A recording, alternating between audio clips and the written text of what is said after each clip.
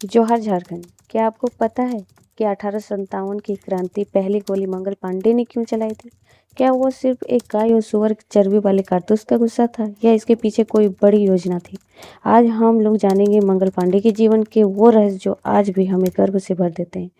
वो 8 अप्रैल 1857 बैरकपुर की उस सुबह में सूरज अभी निकला भी नहीं था कि अंग्रेजों ने एक ऐसी साजिश रची जिसने इतिहास का रुख बदल दिया। कानून के मुताबिक मंगल पांडे की फांसी 18 अप्रैल को होनी थी, लेकिन ब्रिटिश हुकूमत इस एक योद्धा से इतनी डरी हुई थी कि उन्होंने 10 दिन का इंतजार भी मौत जैसा लग रहा था। तो जैसे कहानी के शुरुआत में हम लोग बात किए थे कि इनके रहस्य के बारे में जानेंगे, तो जो पहला रहस्य था उनके बारे में जिसे डिस्कस कर लेते हैं। कारतूस का असली सच था क्या आखिर? क्या एक सुअर और गाय की चर्बी का कारतूस का ही एक झमेला था? तो इस बारे में हम लोग डिटेल में चर्चा करेंगे। तो पहला यही रहस्य है कि कारतूस का असली सच था क्या।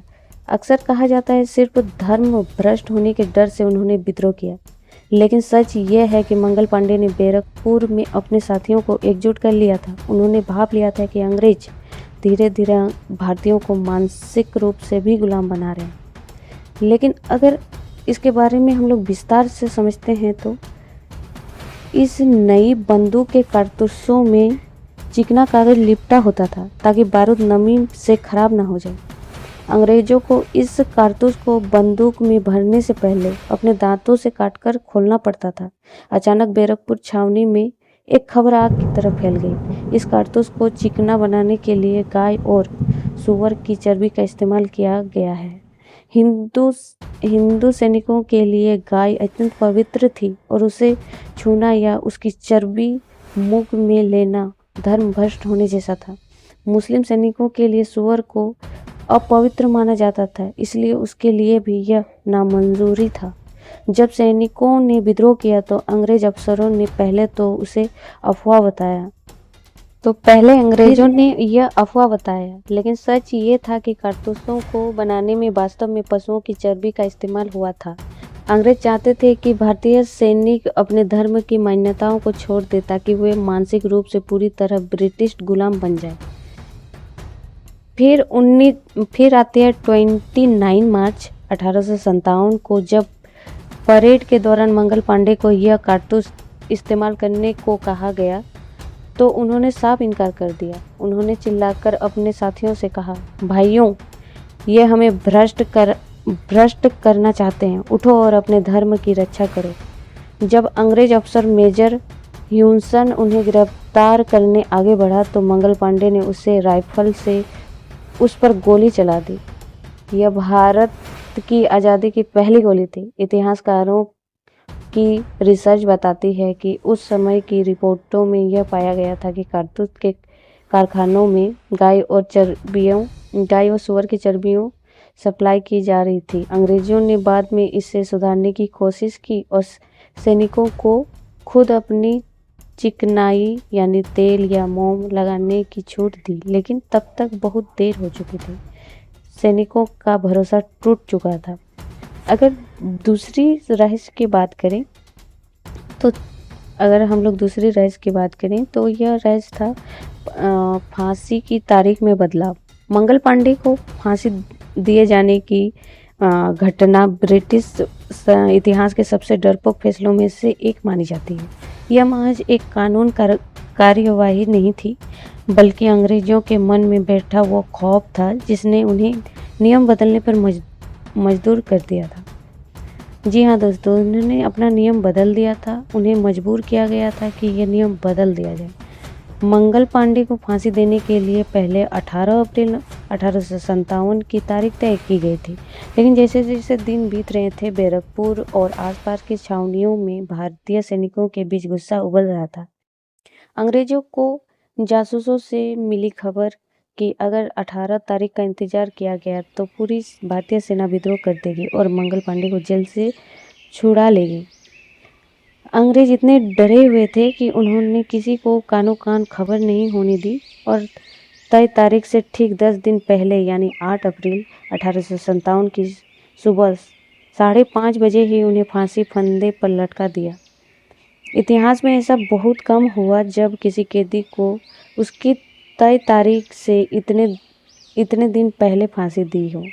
जब मंगल पांडे को फांसी देने का समय आया तो बैरकपुर के स्थानीय जल्लादों ने फांसी देने से साफ इनकार कर देते हैं।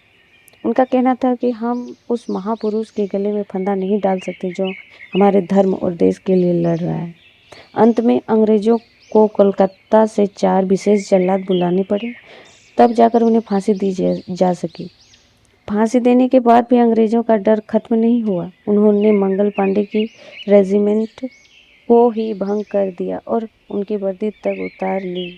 उन्होंने डर था कि मंगल पांडे की शहादत हर भारतीय सैनिक के अंदर एक मंगल पांडे पैदा न कर दे, और हुआ भी यही।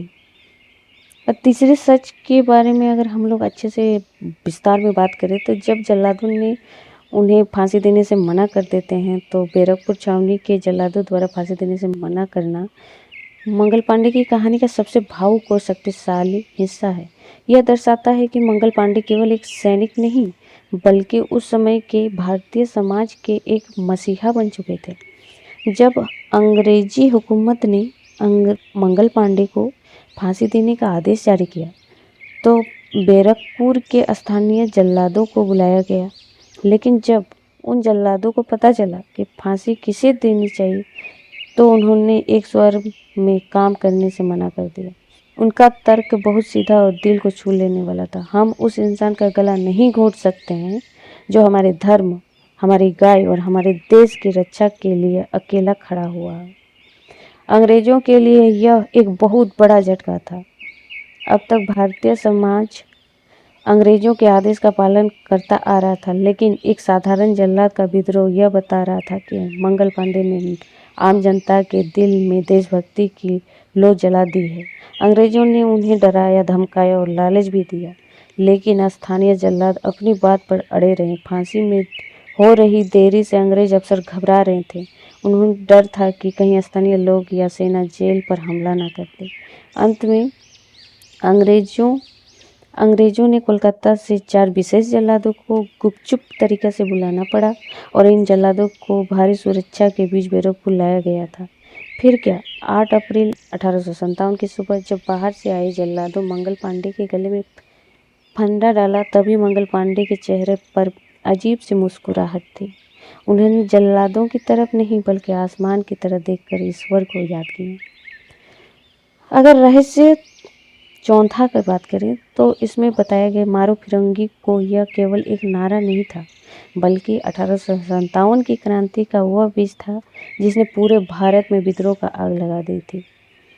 फिरंगी शब्द का इस्तेमाल अंग्रेजों के लिए किया जाता था। मंगल पांडे ने जब बैरकपुर छावनी में अपनी रेजिमेंट के साथियों को ललकारा, तब उन्होंने चिल्लाकर कहा, मारो फिरंगी को।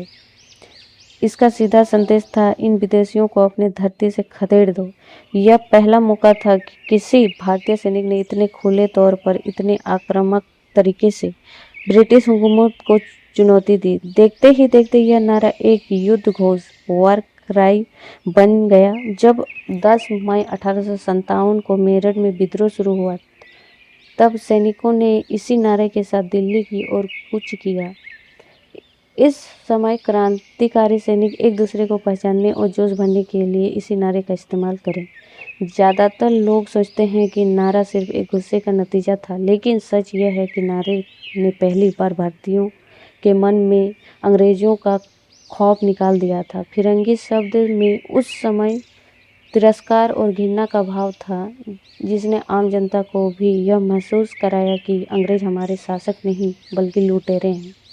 मंगल पांडे जैसे वीर सपूत की वजह से ही आज हम लोग आज़ाद हैं। कैसे मंगल पांडे की इस चिंगारी ने भारत के सिद्धू कान्हू को, बिरसा मुंडा जैसे महान क्रांतिकारियों को प्रेरित किया। अगर आप भी इन्हें अपना आदर्श मानते हैं तो कमेंट में जय हिंद जरूर लिखें और मेरी चैनल को सब्सक्राइब करना ना भूलें। Thank you so much.